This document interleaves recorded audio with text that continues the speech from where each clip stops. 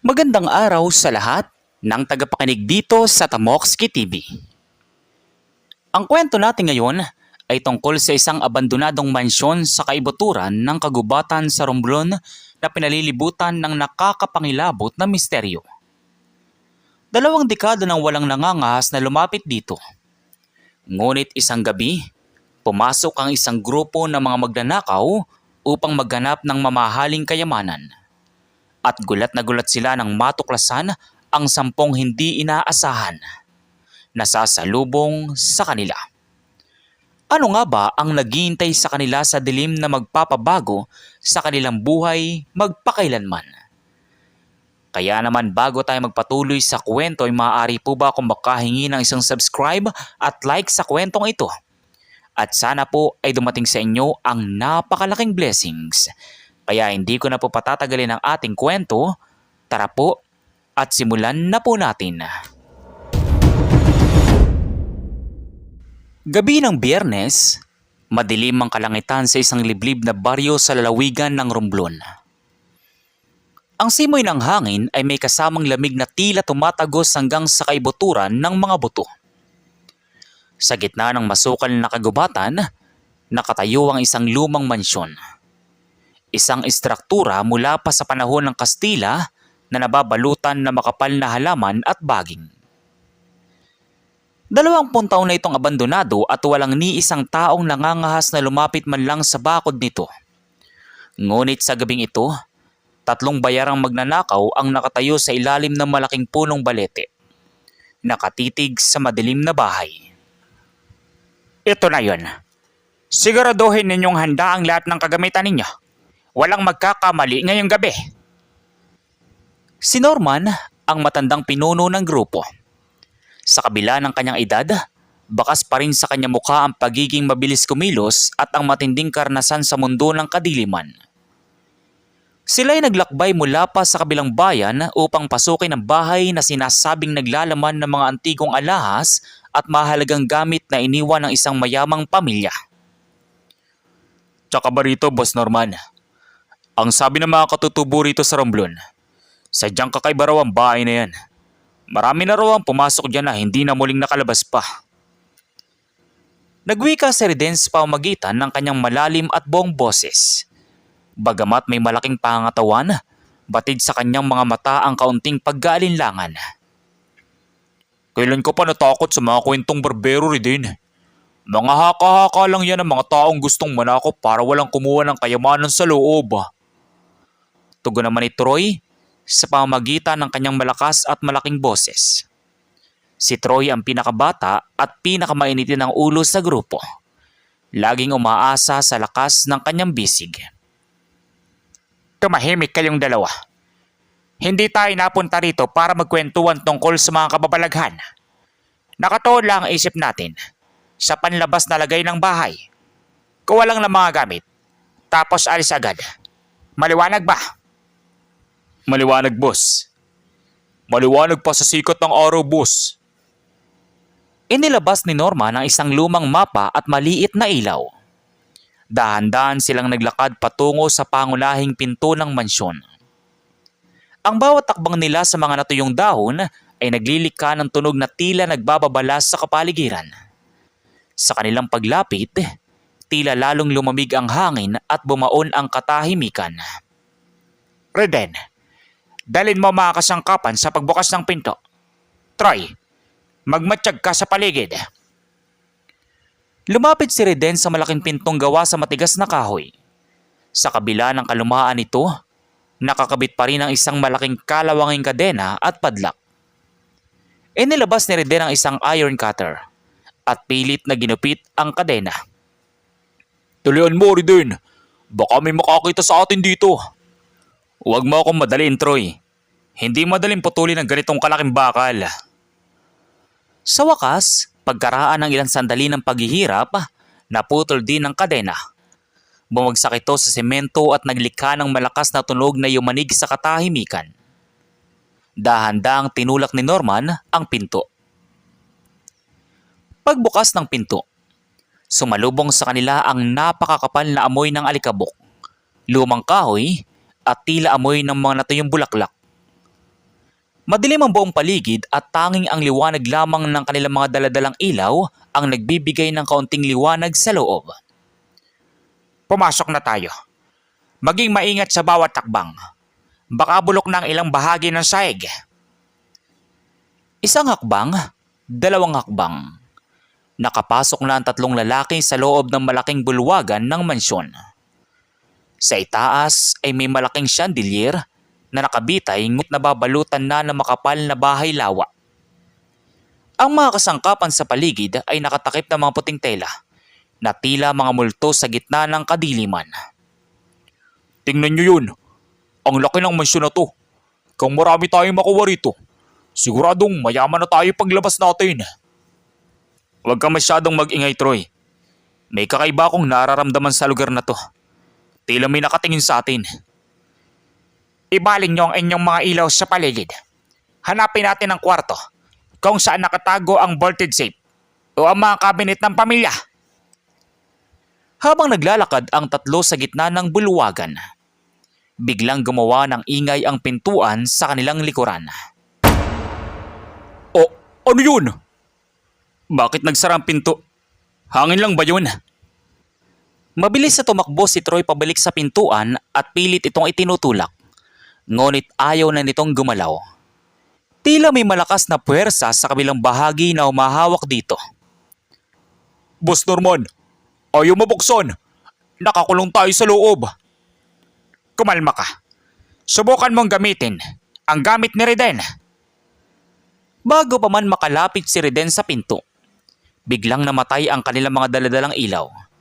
Napalibutan sila ng ganap na kadiliman. Boss, ang ilaw ko, biglang namatay. Pindutin niyo muli ang switch.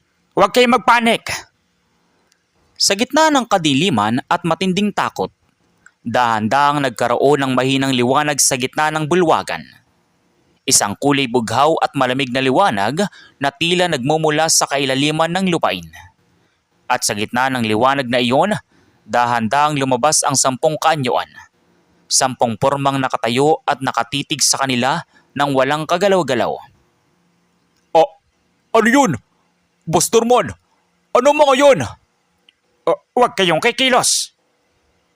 Hindi makakaraniwang tao ang nakatayo sa kanilang harapan. Ang 10 anyo ay may malalalim na mata, walang kaimik-imik, at may mga aura na tila hindi nagmumula sa mundong ito.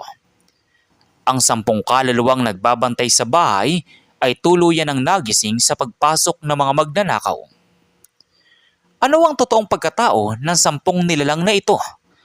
At paano makakalabas ang grupo ni Norman sa abandonadong mansyon sa Romblon ngayong nakakulong na sila sa loob? Nakatayo sa gitna ng malawak na bulwagan ni Norman, Reden at Troy ang 10 misteryosong anyo. Ang malamig na bughaw na liwanag na bumabalot sa kanila ay tila hindi nagmumula sa anumang ilaw sa mundong ito. Walang maririnig na hininga, walang tibok ng puso, kundi ang nakakabinging katahimikan ng gabi sa lalawigan ng Romblon. Boss, ano yun? Mga multo ba yung mga yun? Bumalik tayo! Sirain natin yung pinto! Huminga ng malalim si Reden. Ngunit kahit ang kanyang malalim at buong boses ay nanginginig na rin sa matinding takot at gulat. Huwag kang gumawa ng anumang mabilis na kilos, Troy. Hindi natin alam kung anong kaya nilang gawin sa atin. Makinig kayong dalawa sa akin. Manatili kayong nakatayo. Huwag niyong ipapakita na natatakot kayo. Sa gitna ng 10 nilalang, isang matandang lalaki na nakasuot ng lumang Amerikana mula sa nakaraang siglo ang dahan-dahang umakbang ng pasalubong. Bagamat tila kaluluwa ang kanyang anyo, ang kanyang boses ay narinig ng 3. Hindi sa pamamagitan ng kanilang mga tenga, kundi diretso sa kanilang mga isipan. Sino ang nagbigay sa inyo ng karapatang pumasok sa aming tahanan? Sino ang nagbigay sa inyo ng lakas ng loob na magdala ng pagnanasa at kasakiman sa banal na lugar na ito? Si Don Mariano, ang dating nagmamay-ari ng mansyon noong huling bahagi ng ika-19 na siglo. Sa kanyang likuran ay nakatayo ang kanyang buong pamilya at mga katulong na kasama niyang nawala ng misteryo noong taong 1940. Ako si Norman. Hindi kami naparito upang gumawa ng masama o manakit ng sinuman. Humihingi kami ng paumanhin kung naistorbo namin ang inyong kapahingahan. Pilit na ginamit ni Norman ang kanyang edad at karanasan upang panatilihing kalmado ang kanyang pananalita. Ngunit halata ang panginginig ng kanyang mga kamay habang hawak ang kanyang patalim sa sulok ng kanyang jacket. Magsisinungaling ka pa sa aming harapan, matanda. Nakikita namin ang laman ng inyong mga poso. Nakikita namin ang bag na iyong dala. Ang mga kagamitang inyong gagamitin upang pagnakawan ng aming mga natitirang ari-arian. Iwanan na natin yung mga gamit na yan, boss. Umalis na tayo rito. Sumigaw si Troy gamit ang kanyang malakas na boses at mabilis na tumakbo patungo sa malapit na bintana upang basagin ang bubong nito gamit ng kanyang siko. Ngunit bago pa man makalapit si Troy sa bintana, isang batang babae mula sa 10 kaluluwa ang biglang lumitaw sa kanyang mismong harapan. Saan ka pupunta, kuya? Hindi pa tayo tapos mag-usap. Napasigaw sa gulat si Troy at napaupo sa lumang sahig na gawa sa nara. Ang batang si Isabel, ang pinakabatang anak ni Don Mariano, ay nakatitig sa kanya gamit ang mga matang ganap na itim at walang puti. Wag ba akong lalapitan? Lumayo ka sa akin! Troy, manatili ka riyan! Humakbang si Riden upang tulungan si Troy. Ngunit 4 pang mga anyo, ang mga dating katulong at tagapangalaga ng mansyon, ang dahan-dahang pumatol at umarang sa kanyang daanan. Tila lumalawak ang silid at lumalayo ang mga pintuan sa tuwing susubukan nilang tumakas. Patawarin niyo kami, Don Mariano. Ibabalik namin ang lahat ng inyong gamit. Hindi na kami kailanman babalik sa lugar na ito. Pakawalan niyo lamang ang aking mga tauhan. Madaling humingi ng tawad kapag nahuli na, Norman. Ngunit ang 20 taon kaming naghintay rito sa dilim. 20 taon na walang sino man ang nakakaalam ng katotohanan kung bakit kami nakakulong sa mansyong ito. Nagtaka si Norman sa mga uling salitang binitawan ng matandang kaluluwa.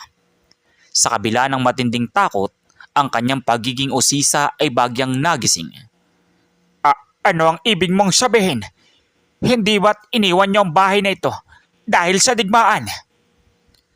Digmaan? Yung ba ang kwentong ipinalaganap ng mga tao sa bayan ng Ramblon na kami ay tumakas at iniwan ng aming kayamanan? Dahan-dahang lumutang ang bughaw na liwanag at ipinakita sa mga dingding ng mansyon ang mga lumang larawan at mga marka ng matinding labanan na hindi napapansin sa dilim kanina. May mga marka ng dugo na natuyo na sa mga sulok ng pader. Hindi kami tumakas. Kami ay pinasok at pinaslang ng mga taong tulad ninyo. Mga taong pumasok sa kadiliman ng gabi upang magnakaw at pumatay dahil sa kasakiman. At ang aming mga labi ay nakatago pa rin sa ilalim ng bahay na ito. Napasinghap si Riden at Troy sa kanilang narinig. Ang 10 kaluluwa na nakatayo sa kanilang harapan ay hindi mga masasamang espiritu na gustong manakit ng walang dahilan, kundi mga biktima ng isang nakakakilabot na krimen na nangyari noong nakaraang panahon. Kaya pala walang sino mang nakakalabas ng buhay kapag pumasok dito. Ang bawat magnanakaw na pumasok sa pintuang iyon sa nakalipas na 20 taon ay nagdala ng parehong kasakiman at ang bawat isa sa kanila ay naging bahagi ng bahay na ito. Biglang pinalibutan ng 10 kaluluwa ang 3 lalaki. Ang hangin sa paligid ay naging napakalalamig na tila nagyelo ang kanilang mga hininga. Ang pintuan sa likuran ay nagsimulang mag-ingay at ang mga lumang kasangkapan ay nagsimulang gumalaw sa hangin. Boss Norman, ano nang gagawin natin? Papatay nila tayo. Don Mariano, sandali lang. Kung tutulungan namin kayong mailabas ang inyong mga labi at maibigay ang katarungang nararapat sa inyo, pakakawalan niyo ba kami? Tumigil ang paggalaw ng mga kasangkapan. Tinitigan ni Don Mariano si Norman ng napakalalim. Isang mahabang katahimikan ang bumalot sa buong mansyon bago muling nagsalita ang matandang kaluluwa. Isang pagkakataon. Ibibigay ko sa inyo ang isang pagkakataon. Ngunit kung kayo ay magtataksil, ang inyong mga kaluluwa ang magiging ika-11, ika-12, at ika-13 magbabantay sa mansyong ito magpakailanman. Matutulungan nga ba ni Norman, Reden at Troy ang 10 kaluluwa upang mahanap ang kanilang mga labi sa kailaliman ng mansyon? O isa lamang ba itong patibong na maghahatid sa kanila sa sarili nilang katapusan? Nabalot ng nakakabinging katahimikan ang lumang mansyon sa Romblon. Ang kasunduan sa pagitan ni Norman at Don Mariano ay tila isang napakabigat na kadena na pumulupot sa leeg ng 3 magnanakaw. Walang ibang pagpipilian sina Norman, Reden at Troy kundi ang sumunod. Dahil ang anumang pagkakamali ay nangangahulugan ng kanilang sariling katapusan. Sa ilalim ng silid-aklatan, naroon ang lihim na pintuan patungo sa kailaliman ng bahay. Doon kami itinago ng mga taong umagaw sa aming buhay. Naintindihan ko, Don Mariano. Hanapin namin ang daan pababa. Reden, kunin mo ang iyong mga kagamitan.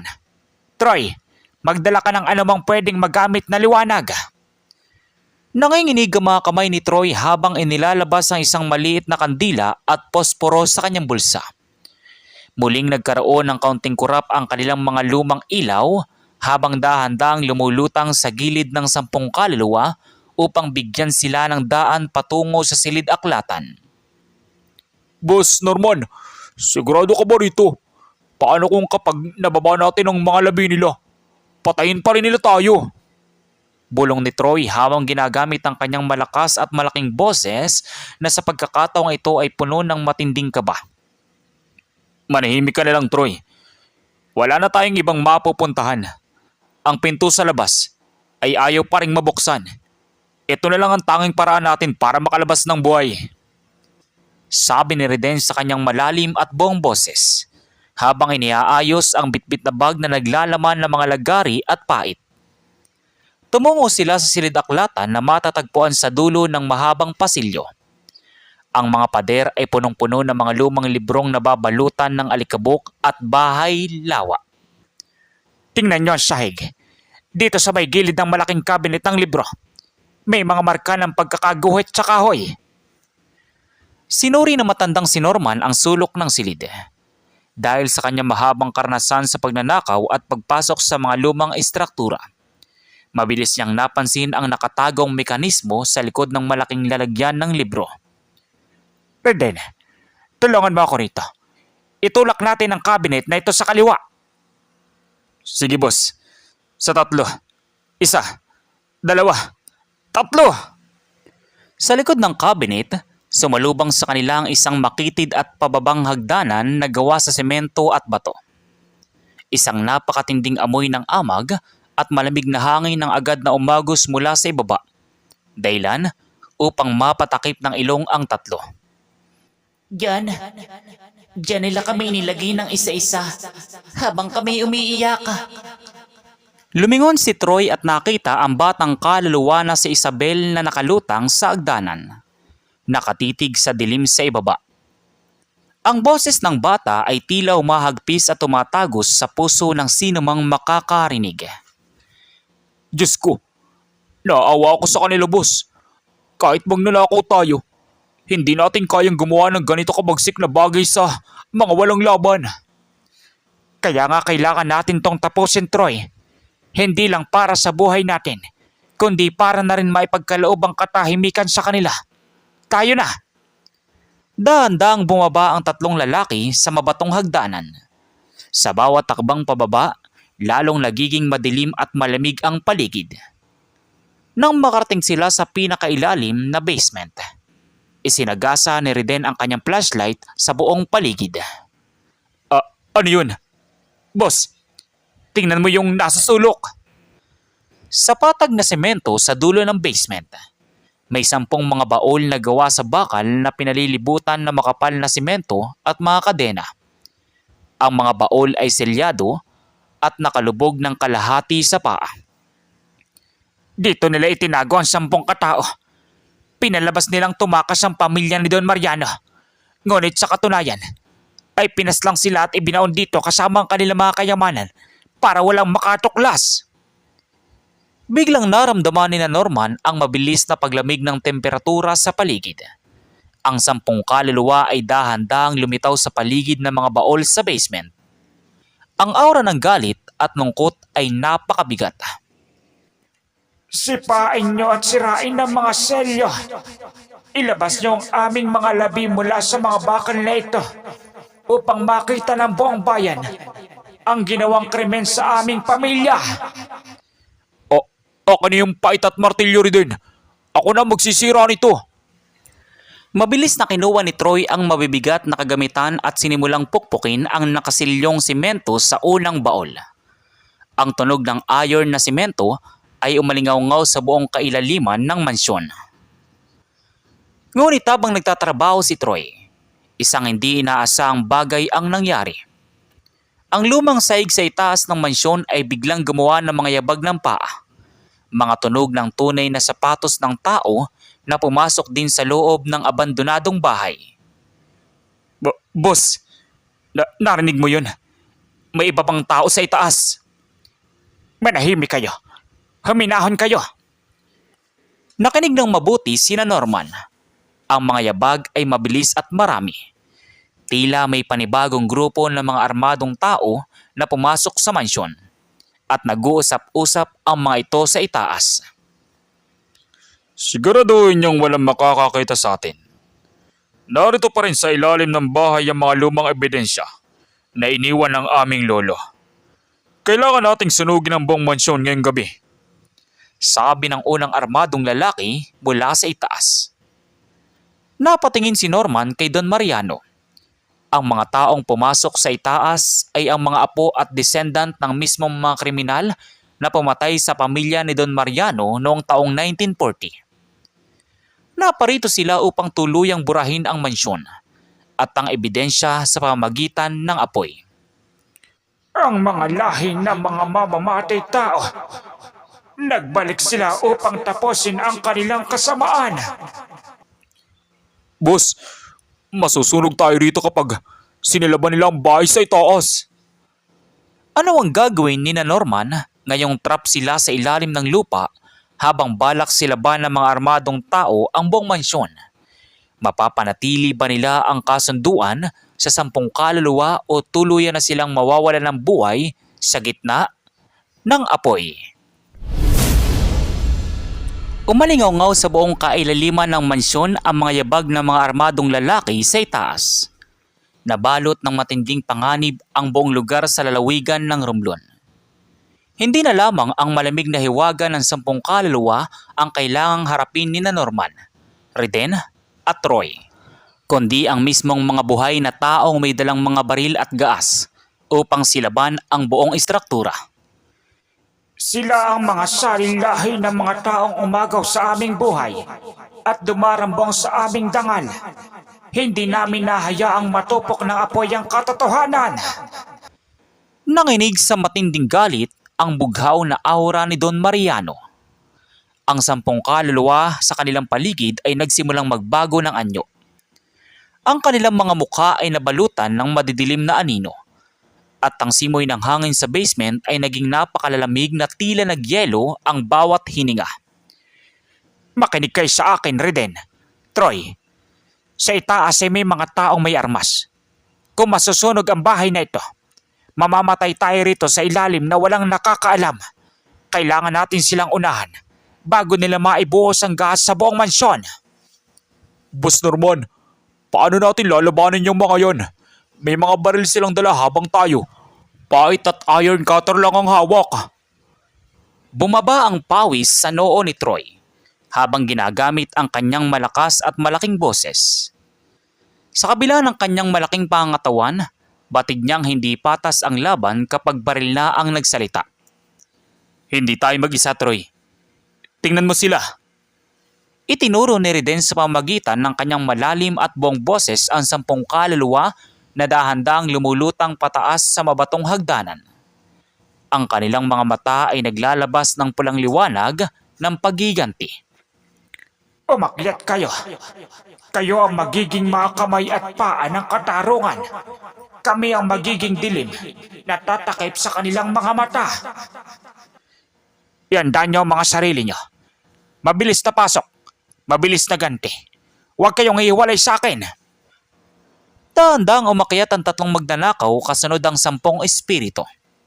Nang makarating sila sa pinto ng silid-aklatan, nakita nila sa kadiliman ng bulwagan ang 5 armadong lalaki na may bitbit na mga galon ng gasolina at mga baril. Buhusan niyo mga pader.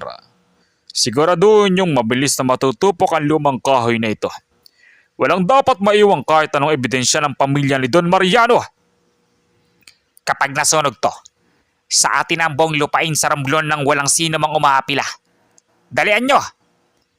Bago pa man maiklik ng ikalawang lalaki ang kanyang lighter, biglang namatay ang lahat ng ilaw ng kanilang mga daladalang ilaw. Ang pinto ng mansyon ay muling umampas ng napakasama. Ano yun? Bakit nagsara ang pinto? Sino ang nariyan? Sa gitna ng kadiliman, lumabas ang batang si Isabel sa mismong tapat ng mukha ng unang armadong lalaki. Ang bata ay dahan-dahang umiti habang ang kanyang mukha ay nagbabago patungo sa isang nakakatakot na kaanyuan. Naparito ba kayo? Para makipaglaro sa amin? Multo! May multo sa bahay na to! Papatokan nyo! Nagpaputok ng baril ang mga armadong lalaki, ngunit ang mga bala ay tumatagos lamang sa hangin at sa mga kaluluwa.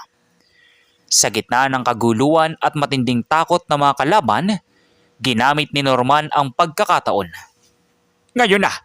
Reden! Troy! Sugod!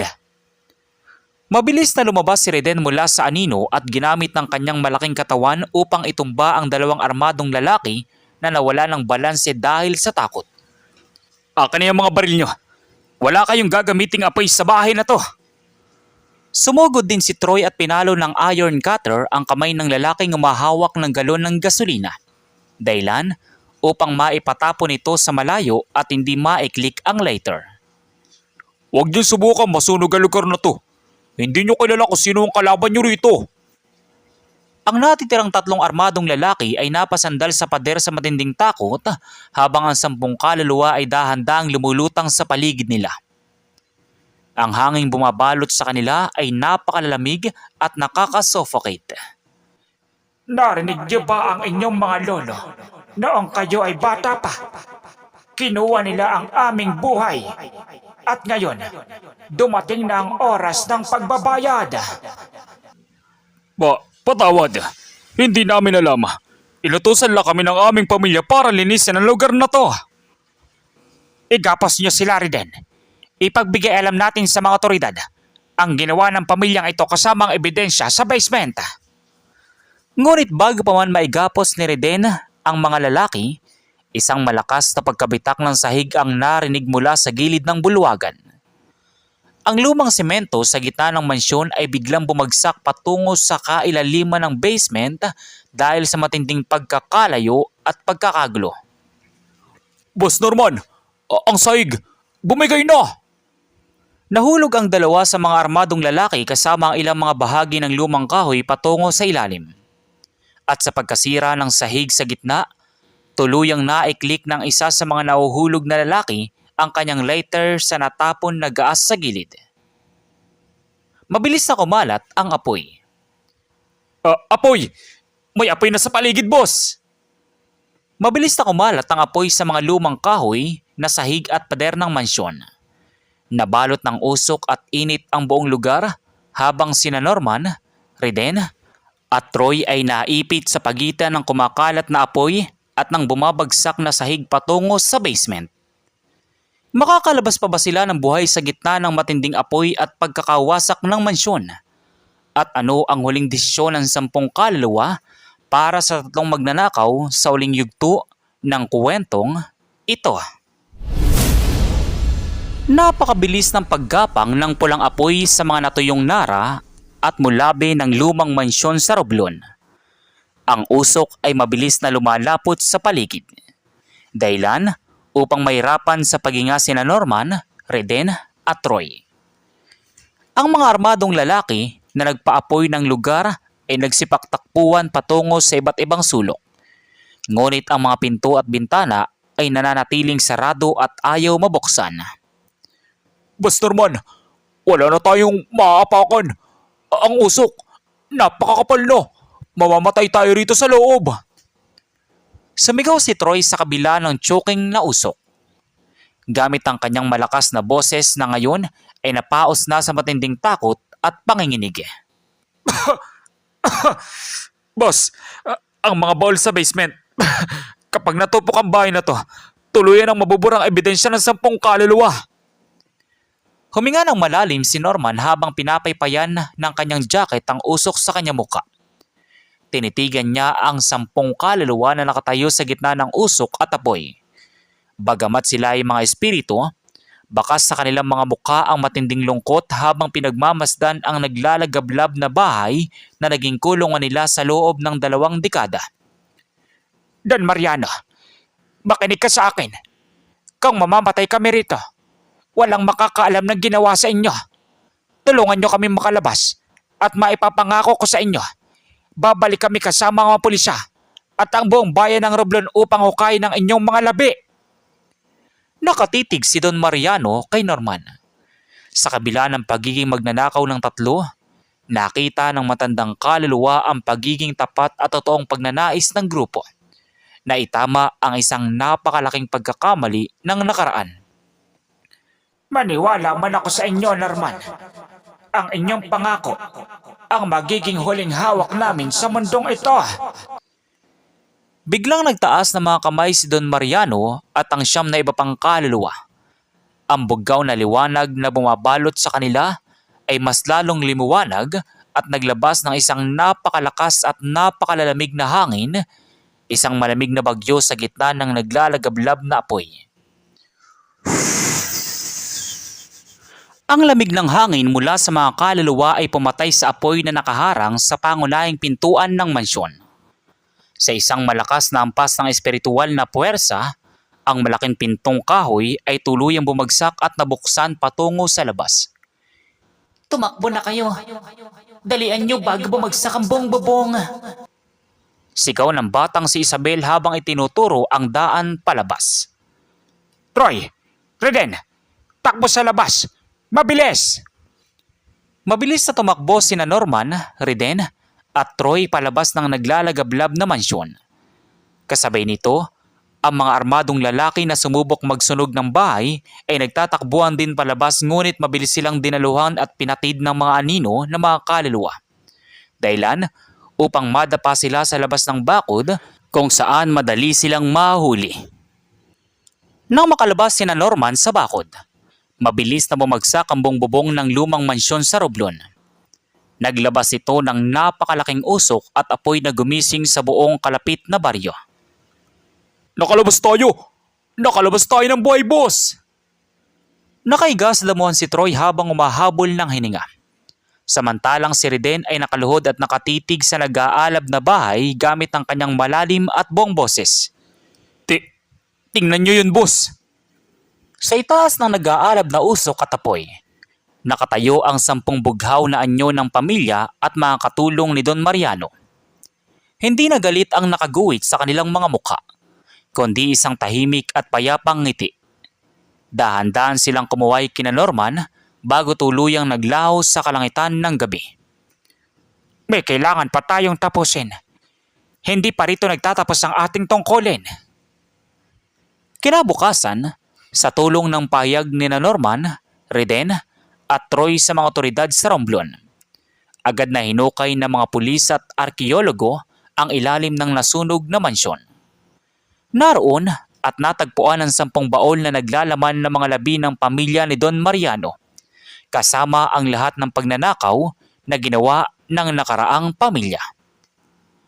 Ang mga armadong lalaki at ang kanilang mga nakatataas na pamilya ay agad na inaresto at pinagbayad sa ilalim ng batas para sa ginawa nilang krimen 2 dekada na ang nakalipas. Sina Norman, Reden at Troy naman ay tuluyan ang tumalikod sa mundo ng pagnanakaw. Ang karanasan sa abandonadong mansyon sa Romblon ay naging aral sa kanila na ang tunay na kayamanan ay hindi matatagpuan sa pagnanakaw, kundi sa paglalakad sa liwanag at sa pagbibigay ng katarungan sa mga nangangailangan. At dito nagtatapos ang ating kwento para sa araw na ito sa Tamoxki TV. Maraming salamat sa inyong pagtangkilik at panonood. Huwag kalimutang mag-like, mag-comment at mag-subscribe para sa iba pang nakakapanapanabik at natatanging kwento ng hiwaga at inspirasyon. Magandang araw at pagpalain po tayong lahat. So once again, inuulit ko pong muli. Ako po si Tamoxki TV. Kita-kita po tayong muli sa mga susunod pa nating maraming mga kwento. Thank you and God bless you all. Peace out.